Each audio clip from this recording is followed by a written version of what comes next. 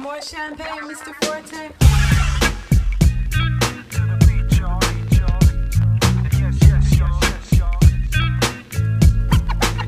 Welcome to another episode of BorderLaughs podcast, guys. Thank you so much for joining me. My name is Josh Castro. You know me.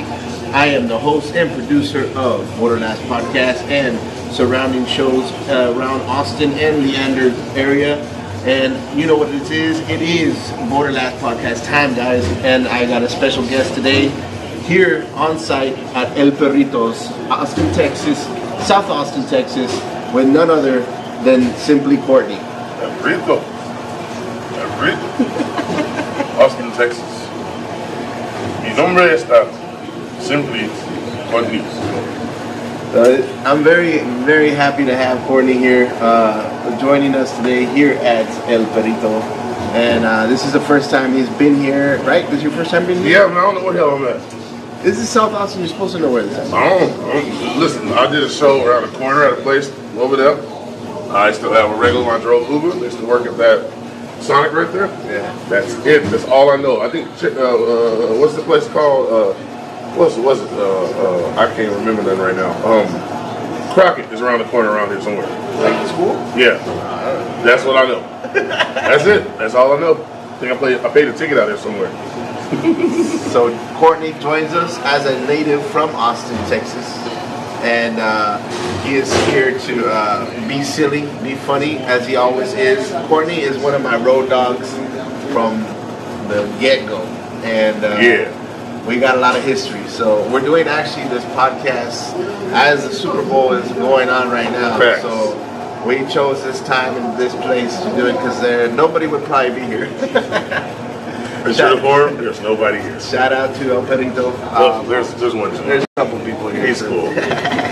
He's cool. But I wanted to get to know Courtney. Most of this is comedy, comida, and culture. Comedy. So we're gonna do a quick food review, guys. As soon as the food review comes out, we're gonna stop and do that. So Courtney's gonna give his take on. I think I ordered you.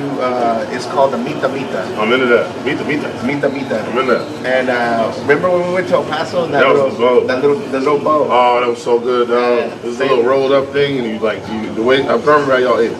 So you dip it in, and then you have I guess you kind of break it a little bit, the spoon a little bit, and you hit it at the same time. Yeah, that's fire. Yeah. I like that. And then we had half of the burger. Yep. Remember half of the burger? I was into that. Late night was good, man. I was just popping in El Paso, man. So Courtney got to do my show BorderLaughs last February, right? That was last February? Last February. There's no way that was a year ago. Was That's it? wild. I don't know. No, I think it was. I believe you. Yeah, I think it was. So a year has passed. He's got to try out El Paso food, so he is familiar with it, and so now he's got to he's getting the Austin version of it, guys. Austin version. So is this not El Paso inspired stuff? Oh yeah, definitely. Are these people from El Paso? Not the cooks now, but they got the recipes down. That's what's up then. All right. Yeah. Is that how you found them? No. My friend is the owner. Okay. And he grew up in the same neighborhood I grew up in. Okay, word. So he brought the whole concept of El Paso out here. Yeah, because that's El Paso style. Now, is this the guy that did the food truck that was out at that place when we were out? It was called it's the Line ATX now, but I don't remember what it was. It was on Congress. That was so cool. Yeah. That was such on a the really lawn, cool place. or the lawn, or what was it? It was the Line, yes, out to the Line ATX. Yeah. Or was that your concept? No. It was called the Line, but it was when you did it there. You did it there years before I got there. Yeah. So I performed there, and then they added a few more things after. But if I remember correctly, you had a friend that had a food truck there. That's him. That was so cool. Yeah. That's him, yeah. And that's been years too, yeah. That's been years. So that's how long we've been in the now game. Now we in actual brick and mortar, y'all understand. Brick and mortar right here, and then now I got my shows here just like we used to. February 22nd, 9:30. February 22nd, 9:30 p.m. We got Joshua J. Neto, look at that beard. Alba, and look at the thing out here. No, look at her though. We just got some food. Yeah. Oh boy, Clemente, that's my dude, man. And Dave J. Shout out to Dave J, man. So we got Mike Suarez up in this joint. Mike V Suarez. Oh, I forgot to put the V. You good? He still know who that's him. So right now we just got our food. and we're gonna go ahead and do the food review, guys. So check us out, and we're gonna. It's about to turn into ASMR, not ASMR, mukbang. It's gonna be mukbang for a bit, right? We're eating it. So this one is a mix of beef and chicken. Okay. So it's the best of both worlds. So there's both beef and chicken inside of these things? Mm-hmm. Oh, that's dope. This is beautiful. And this is called a rolled taco? Yeah. Okay. And 2 different types of cheeses. What type are it?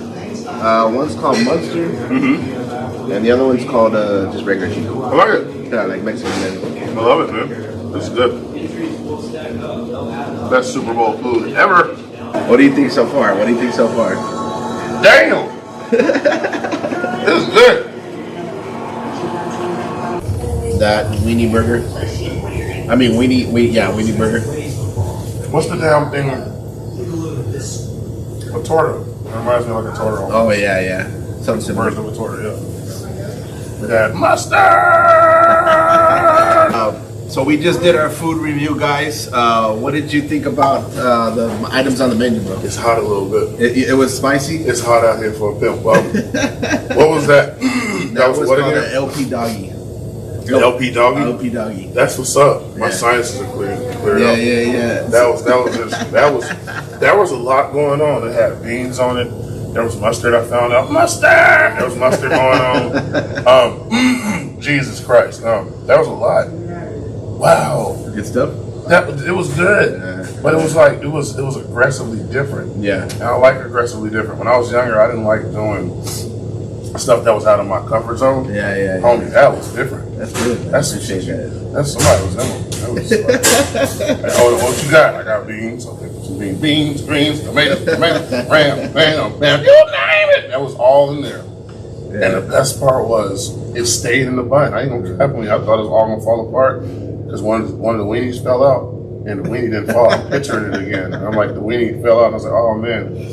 And yet it just still stayed in the bread. So that's how you know if I like the food or not. Like for anybody, if you ever dated me and you be like, did my man like the food? If you see me smell my hands afterwards, that means I like what we had. But if you see me run to the bathroom, I'm either, or I'm washing my hands off. You know what I mean? All right, so shout out to the kitchen here. And so, what did you think about the mita?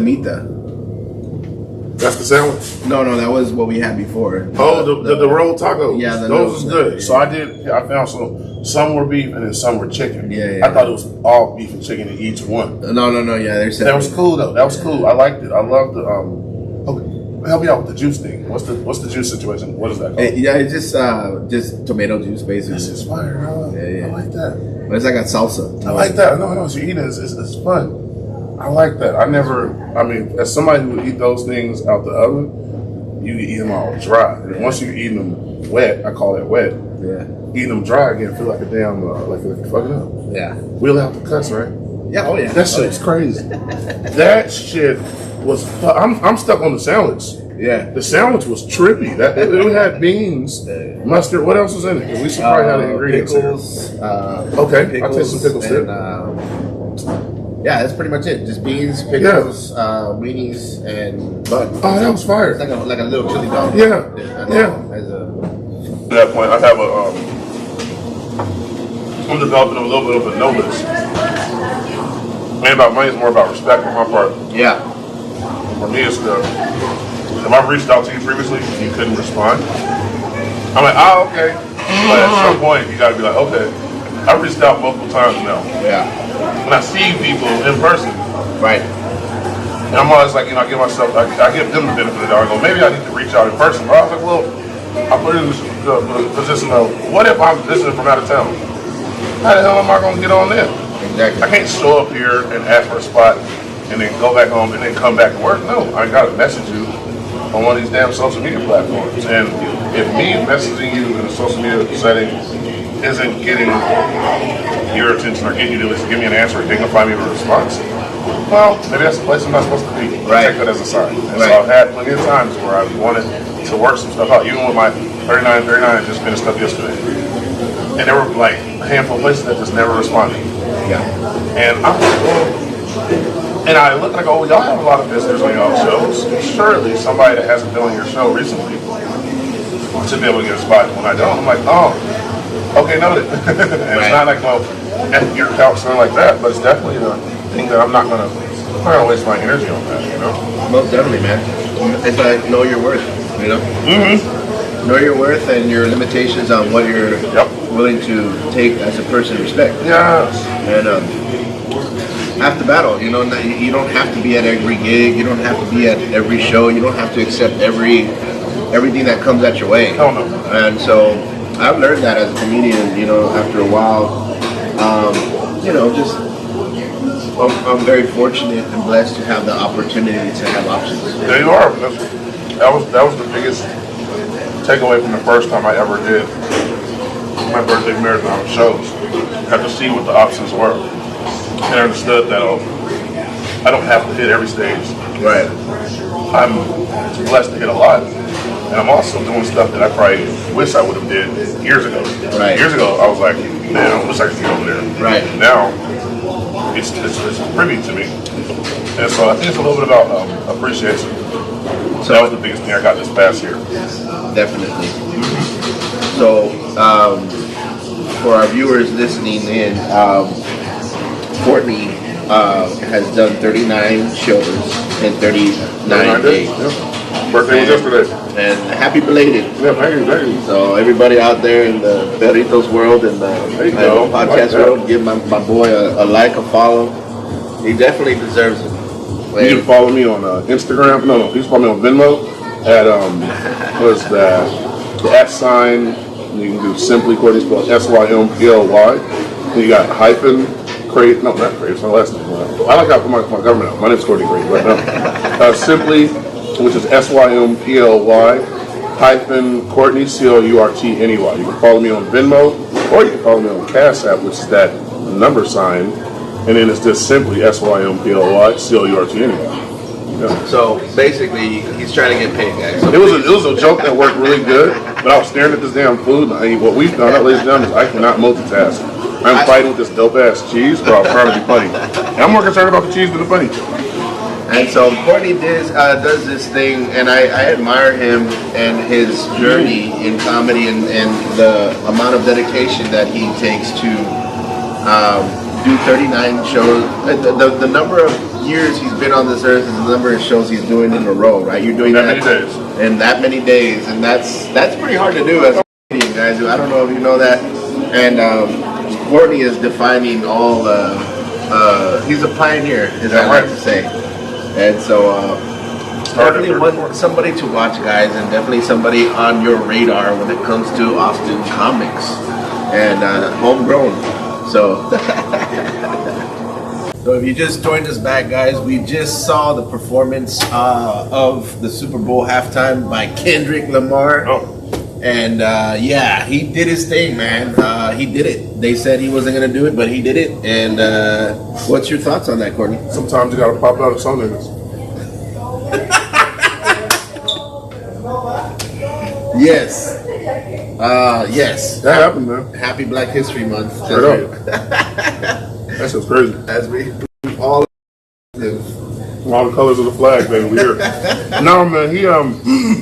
He took that dang beef, man. Only won Grammys off of it already. So there was no reason for him not to do it. I mean, he did. Yeah. He teased us the whole time. He was like, you know, you play a track. If you're a DJ, you play the track real quick.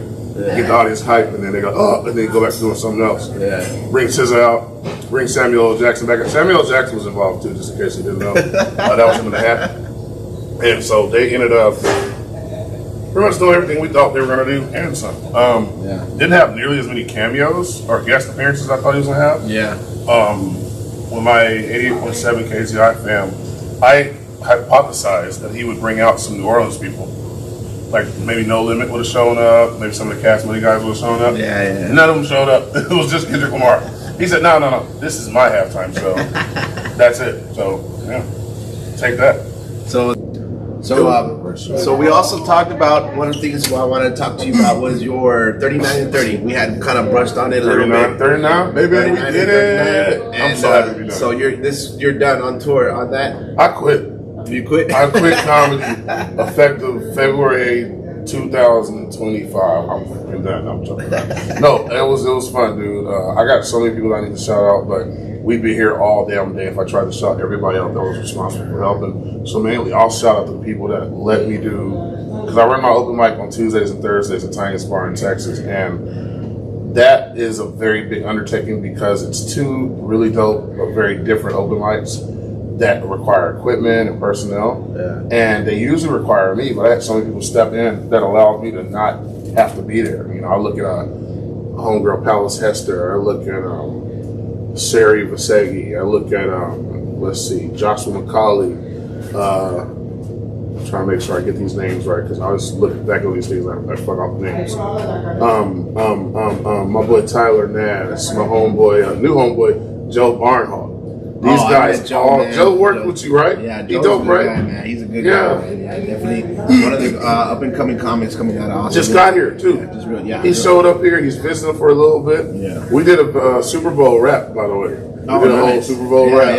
Yeah. I was representing the Eagles. He was representing the Chiefs. That sounds like fun. It was so. He's such a good dude, though. Yeah. And also, happy belated birthday to JoJo. I don't know JoJo's last name, but there's Joe Barnhart. They're both out of Colorado.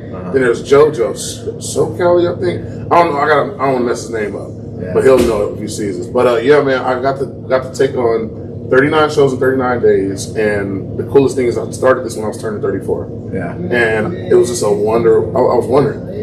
I was like, man, I wonder if I could do this. Remember, I think I talked to you about it the first time, and I was like, man, I think I'm just gonna tell people because I was feeling like people were worried about putting me on their flyers. So I said, well, listen, I'll do a guest spot. Y'all don't have to put me on the flyer. You don't have to pay me. Just let me do 5 minutes on your show. And I remember you asked me. You said, "Well, if that's what you think you're worth, then I guess do it." But you said kind of like a matter of fact tone. I was like, "You're right. You should feel like you're worthy of being on the damn show." Yeah. And if they can't put you on their flyer and they can't treat you with respect, then don't worry about it. And so I was like, "Well, is there enough of those type of people to just do however many years I'm turning that many days?" And so it was a random like a guess, and I spent 2 months crisscrossing the map. And the wildest thing was, I mean, back then I was in Austin, I was in San Antonio, I was in Houston, I was in Dallas, I was in all the little cool, shout out to Temple, Texas, and Taylor, and all these other little small towns. This past year when I did it, bro, I only left Austin like 3 times. Wow. Yeah, and when I talk about leaving Austin, I mean Buda and I don't think I was in New Braunfels. Buda, Colleen, shout out to Mio Love, I went out to Colleen, I think, for one of the shows. But other than that, everything I did was damn near in Austin. That's badass, man. That's 44 shows. I did 44. And that's the capability that now how Austin has grown since the time we started about 10 years ago. So many shows now that you can do it. And, Courtney's out here doing his thing, man. And he just headlined the Velveeta Room. Bro. And so, mad shout out, mad props to... Shout out to Pat Dean, but shout out to Velveeta Room, shout out to Michael Parks. Yeah. Shout out to, I always forget the bartender's name, but Velveeta Room, that was amazing. What show were you there for? Two shows. I was there for the Friday night show. You had packed out 40, I think, plus, and then on the next night, you had packed out again. So you saw both? You saw 2 shows? No. I was there only for 1 show. I was going to say, how you know how many shows? No, because you told me. Yeah, I was confused. I was like, I didn't see. No. Yeah. So which show did you see? So I know the first one. So the first one was the first one was Truth. So you saw Truth, and then there was 3 shows total. First show was Truth. I had my ex-wife and them in the crowd. I also had Titans, my son Titans basketball teammates' parents there. And I also had a whole nother group of people that came out. Shout out to Sezzy and the whole crew at Hyde Park Mill. I had them out, and it was a beautiful thing because I went up there and I talked more honest than I've had a chance to do in the past. Yeah. And it was still funny. Yeah, it was still funny, but it was true. And then the second one, which was Saturday the first show, that one was family. And so that one I actually previewed a little bit of that at the end of the show. And I talked about my family, and I just, kind of let people know about different things, relationship stuff fell in there. And then the very final, 10 o'clock Saturday show, that one was titled More. And that was more of me talking to the comics. And I did a little bit of inside baseball. Yeah. But I made it to where it was still accessible to the regular general public. Right. And so the audience was able to laugh still. Yeah. Although I was talking about some real stuff. And it ended with me taking everybody out of the actual venue, and we finished it across the street outside. Wow, and that's true tiniest crazy. bar in Texas, open mic fest. That's crazy. At one point I forgot, I was performing with no mic. Yeah. I had no mic, and anybody that knows me, if you do my Thursday open mic, if you're there after 10 o'clock, you'll end up performing acapella. Acapella, And so they're like, oh man, well, what did the show and all that? I said, well, guess what? I did my own show. I headlined the show, and part of it was acapella. There you go. And still held their attention. Yeah. Still got people to follow me. Still had the, people buying merch. It was all the crazy stuff. But that was the true, I think the word's antithesis, I think, of what More was. That's crazy. I was More. Yeah, if you don't know, also, he runs Tuesday night, right? Thursday night. Tuesdays and Thursdays. Tuesdays and Thursdays. I always get confused because I know it's like 2 nights a week. Mm-hmm. And that's crazy. I don't know anybody in any scene that runs 2 nights a week in a week. And consistently. And consistently. And I don't have to be there for it to work. Yeah. So yeah, and it gives opportunities for comics to grow and understand learn how to host, and I think that's great. And that's kind of the formula I do also in the end, to help new hosts gather. So I also, as a comedian, it's hard to host every night. Not only that, you get tired, you get burned out, and like to me, I don't have to be on stage every time. And it's the same conversation that we had last time, where it's like we don't have to do every show. We don't have to do this is your own pace, and if you think any different, you may be burning out. So yeah, shout out to the people that are doing a million shows, dude. I can't. I have Late Night Laughs. I have my Wednesday. I have Wednesday going to start up in Elgin next month, and I think right now I'm at 5. I'm 5 a month, and then you have Tiniest Bar with open mics, and you have some sporadic ones that pop up here and there, and you have Hideout Theater with Late Night Laughs.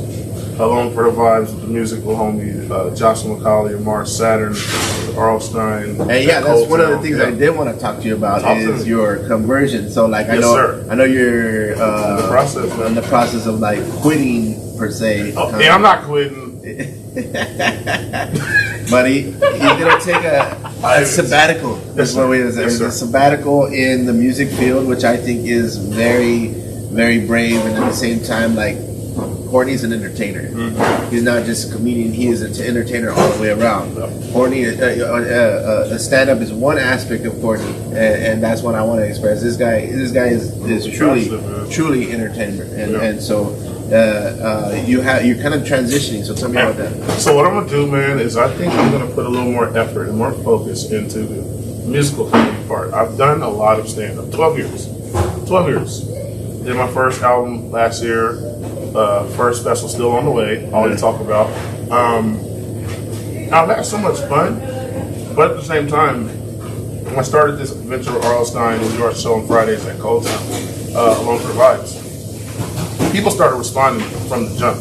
We're doing it over at Tiniest Bar in Texas on Tuesdays, which is how we host the mic, and people responded. And I was like, oh man, okay, they like it, but we didn't give them more.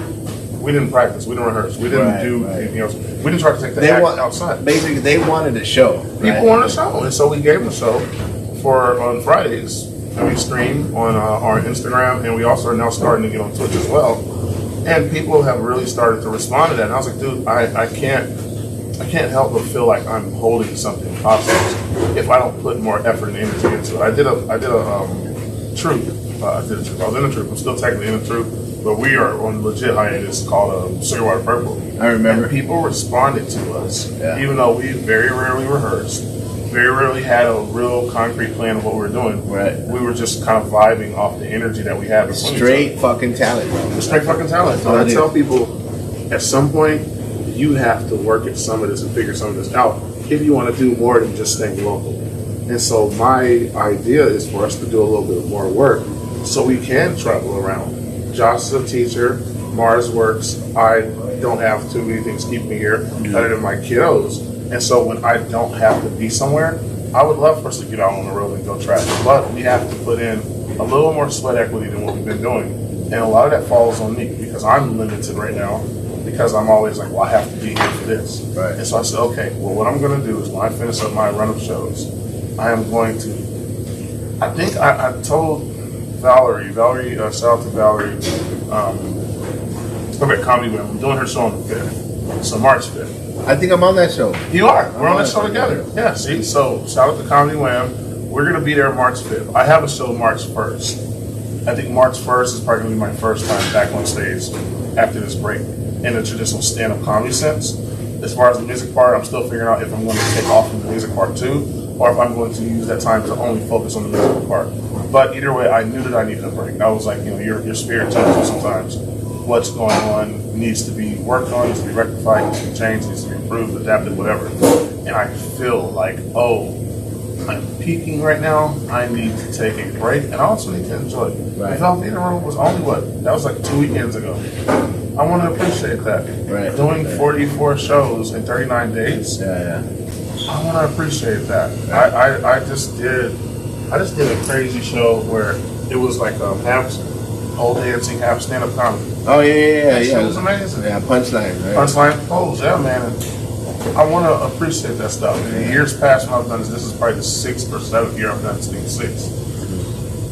I just go right into performing again, and I don't have a moment to even what was really dope, and I'm going to do that this time. Right, and that's something I think I'm also need to get into the habit of is just enjoying myself. Yeah. You know, because we've been working so hard as far as, you know, trying to make this and monetize all the things that we do and try to make a living out of it. You know, you forget to be like, oh yeah, I'm here to have fun. You gotta appreciate the journey as much as you appreciate when you get there. And I feel guilty when, you know, like, you know, people tell me like, oh, your comedian must have fun every night. Right. Oh, you've been going. I was like, traveling everywhere. If you only knew the stories that we have, getting to that point, you know. You know, there's only half the battle, and once you get there, you still have to perform. You still have to, you have to be at your top level, and so it's all very draining. Very. If you're not knowledgeable on how to take breaks and enjoy the flowers and enjoy the things that you have accomplished, then you're gonna set yourself up for failure in the future. You'll be mad. You'll be jaded. Being jaded comics, and I get it. And I'm guilty of that. I'm not gonna lie. I'm guilty of being jaded a couple times, but at the same time, you know, I'm learning how to deal with that as well. You know, and look at more myself inward and understand that comedy is a self a small aspect of who you are. Yeah, it's an aspect of who you are, but it's not all of who you are. Exactly. And so with my experience, it's always been more just trying to be more self-aware, more conscious, and understand that time is more valuable than money. Mm-hmm. And that's the name of the game for me, doing comedy and just kind of, you know, just take time to smell and stop the flowers. You know? Smell those flowers, my dude. So, it's a tough one because I mean we want to grind, hustle mentality, hustle methodology, all of that is such a real thing. But you have to at some point say, hey, enough is enough. I've hustled enough. Yeah, I want more money, but guess what? It's an infinite amount of money, but it's not an infinite amount of time. It's a finite amount of time, but it's an infinite amount of money. Ain't that crazy? You can get as much money as you want, but you can't get as much time as you want. Exactly, and that's a fine balance between understanding like the comedy world, you know, and you're gonna get opportunities, but then what if that great opportunity is also another opportunity that you're gonna perform in front of Joe Rogan?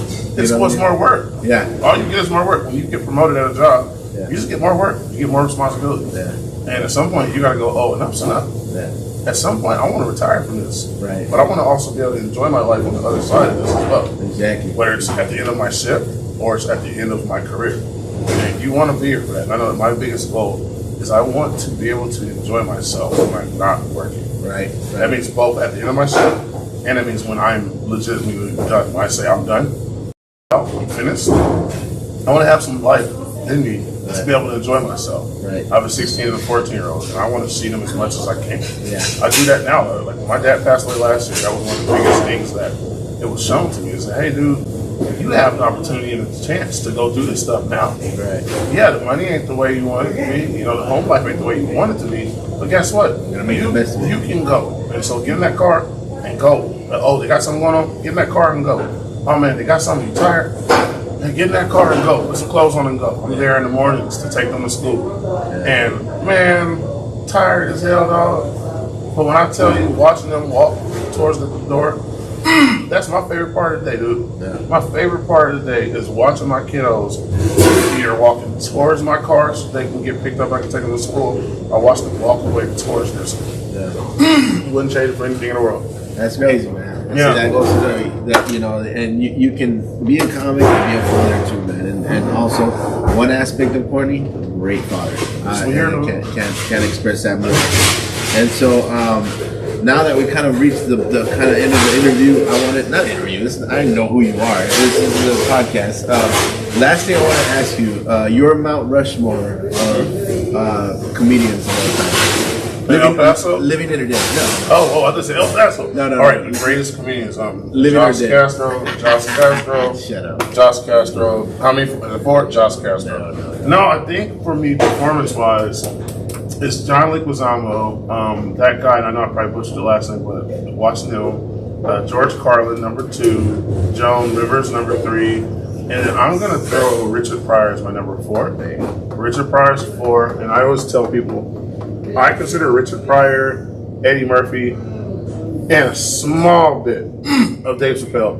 I consider those guys the same person. Yeah. And so they're interchangeable for me. Yeah. What was that damn meme, man? Kobe's my 2. What does it say? I said Kobe's 2. Yeah. Like, I said Kobe. Kobe's my 2. I got Kobe at the 2.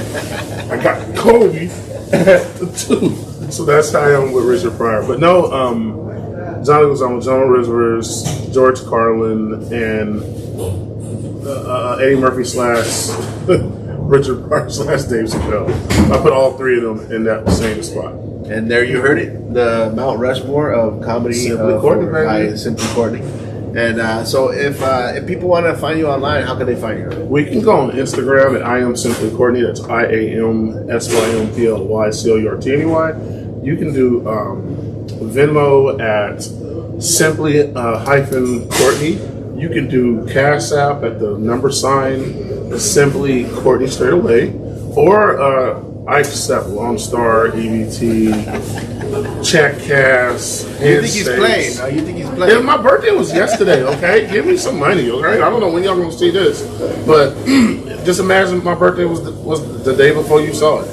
Give me money. Give me money, you know? But no, man. There you go, guys. There you have it. Simply Courtney.